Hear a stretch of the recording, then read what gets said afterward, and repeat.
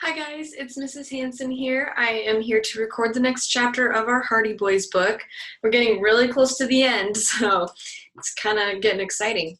We are on chapter 18, and chapter 18 is called A Startling Deduction. "Duck!" Frank ordered in a hoarse whisper, quickly dropping to the ground. Instantly, Joe threw himself face down alongside his brother. "You think the person with the flashlight in the tower saw us?" Frank asked. "He could have, but maybe not. We sure went down fast." The strong flashlight was not trained on them again. It was beamed out a window of the tower in another direction, then turned off. "Well, what do we do?" Joe asked. "Shall we go on up to the mansion and continue our sleuthing?" Frank was of the opinion that if they did, they might get into trouble. Even if they had not been recognized, the person in the tower probably had spotted them. "I'd like to find out who was in the tower," Joe argued. "It's just possible that the Applegates don't know anything about them." Frank laughed quietly. "Don't let your imagination run away with you," he advised. As the boys debated about whether to leave the grounds or to go forward, the matter was suddenly taken out of their hands. From around the corner of the tower rushed a huge police dog, growling and barking. It apparently had scented the brothers and was bounding directly toward them. Frank and Joe started to run pell-mell, but were unable to keep ahead of the dog. In a few moments, he blocked their path menacingly and set up ferocious barking. "I guess we're caught," Frank said, "and I hope this old fellow won't take a piece out of my leg." The two boys tried to make friends with the animal, but he would not let them budge. "Well, what do we do now?" Joe asked in disgust as the dog continued to growl menacingly. "Wait to be rescued," Frank replied tersely. A moment later, they saw a bobbing light coming in their direction, and presently Mr. Applegate appeared. He looked at the boys in complete astonishment. "You fellows never give up, do you?" he remarked. "What have you been doing? More digging?" The brothers did not reply at once. They were embarrassed at having been discovered, but relieved that the man did not suspect what they had really intended to do. The owner of the Tower Mansion took their lack of response to mean he was right. "I'm just not going to have any more of my grounds ruined," he said gruffly. "I've borrowed this watchdog, Rex, and he's going to keep everybody away. If you have any reason for wanting to see me, you better phone first, and I'll keep Rex chained." "Who was up in the tower with the flashlight?" Frank asked the elderly man.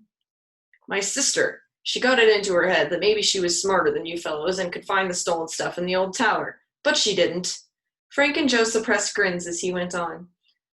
"And then Adelia decided to flash that high-powered flashlight around the grounds, thinking we might have a lot of curious visitors because of the publicity. Apparently she picked you up." The boys laughed. "Yes, she did," Frank admitted. "Between her and Rex, I guess you needn't worry about prowlers." Frank and Joe said goodnight to Herd Applegate and started down the driveway. This time the dog did not follow them. He remained at the man's side until the Hardys were out of sight. As they trudged homeward, Joe remarked, "This seems to be our day for exciting events that fizzle out like wet fireworks." "Yes, nothing to show for all our work." At supper, both Mr. and Mrs. Hardy laughed at the boys' story of their encounter with the dog. Then they became serious when Frank asked his father if he thought there was a chance that the Applegates might be guilty of falsely reporting a robbery. "It's possible, of course," the detective answered, "but the Applegates are so well-to-do, I can't see any point in their trying to do such a thing. I believe it's best for us to stick to the original idea, that someone really did take the jewels and securities from the safe, and that person was Jack Lee." As the boys were going to bed that night, Frank remarked to his brother, "Tomorrow is Saturday, and we have the whole day free. I vote we set ourselves the goal of solving the mystery before night." "A big order, but I'm with you," Joe replied with a grin. They were up early and began to discuss what course of sleuthing they should follow. "I think we ought to start off in a completely new tack," Joe suggested. "In which direction?" Frank asked him. "In the direction of the railroad." Joe went on to explain that the one thing they had not done was find out about Red Jack Lee's habits when he had worked around Bayport. If they could talk to one or more persons who had known him, they might pick up some new clue which would lead to the stolen property. "Good idea, Joe," his brother agreed. "Let's take our lunch and make an all-day trip on our motorcycles." "Fine." Mr. Hardy had left the house very early, so his sons did not see him. When his wife heard the boys' plan, she thought it an excellent one and immediately offered to make some sandwiches for them.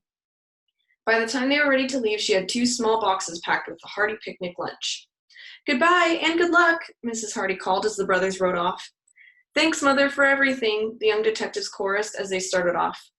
When Frank and Joe reached the Bayport Railroad station, they questioned the station master and learned that he had been with the company only a year and had not known Red Jack Lee. Did he work on a passenger train? The man asked. I don't think so, Frank replied. I believe he was employed as a maintenance man.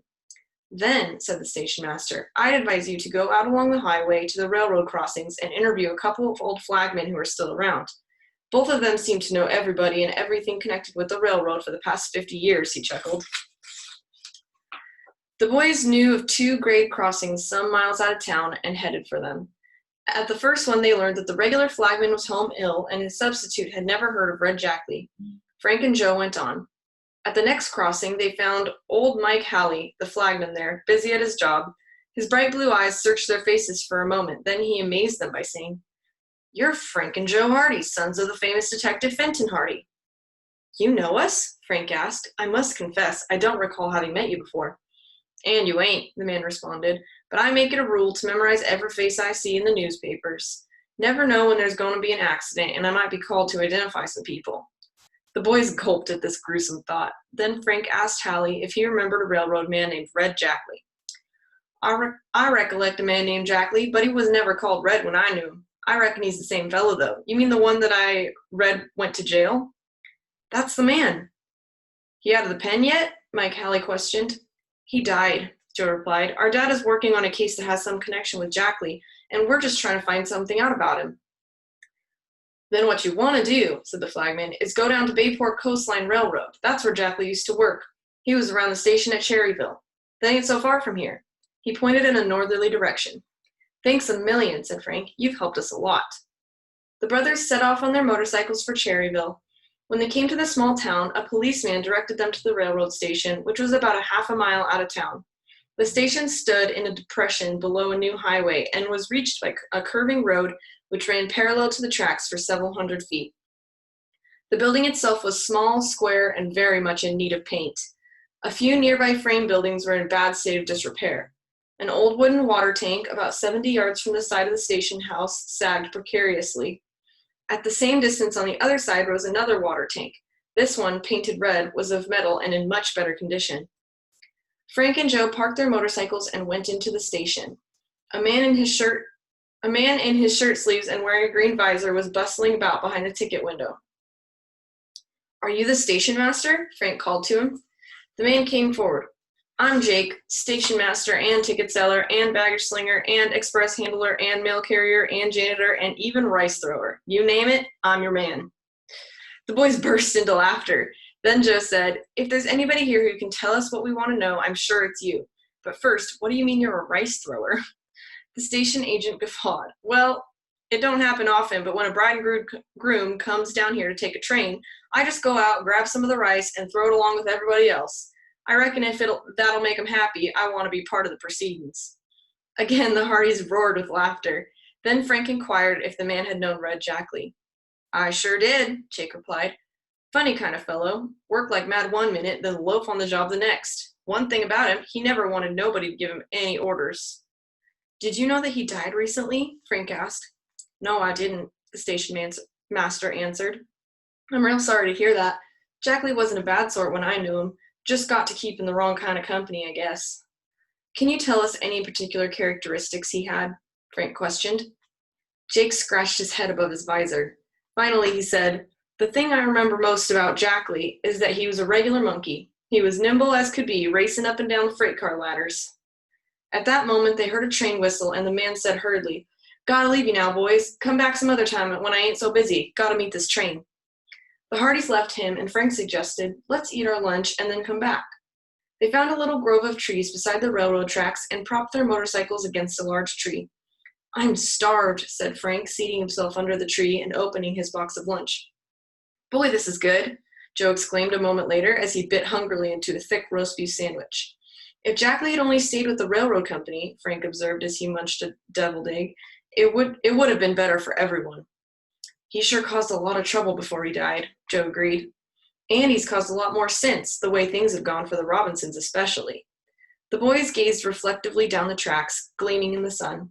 The rails stretched far into the distance. Only a few hundred feet from the place where they were seated, the Hardys could see both water tanks, the dilapidated, weather-beaten wooden one with some of the rungs missing from the ladder that led up its side, and the squat metal tank perched on spindly legs. Frank took a bite of his sandwich and chewed it thoughtfully. The sight of the two water towers had given him an idea, but at first it seemed to him too absurd for consideration. He was wondering whether or not he should mention it to his brother. Then he noticed that Joe, too, was gazing intently down the tracks at the tanks. Joe raised the cookie to his lips absently, attempted a bite, and missed the cookie altogether. Still, he continued gazing fixedly in the same direction. Finally, Joe turned and looked at his brother. Both knew what they were thinking, the identical thing. 2 water towers, Frank said in a low but excited tone. An old one and a newer one, Joe murmured. And Jackley said, he hid the stuff in the old tower. He was a railroad man. Why not? Joe shouted, springing to his feet. Why couldn't it have been the old water tower he meant? He used to work around here. After all, he didn't say the old tower of Tower Mansion. He just said old tower. Frank, I believe we've stumbled on a terrific clue, Joe said jubilantly. It would be the natural thing for Jackley to come to his former haunts after the robbery. Right, Frank said. And when he discovered that Chet's jalopy was gone, he probably thought the police were hot on his trail, so he decided to hide the loot someplace he knew, where no one else would suspect. The old water tower. This must be the place. And that is the end of chapter 18. So I will see you guys next time for chapter 19. Bye.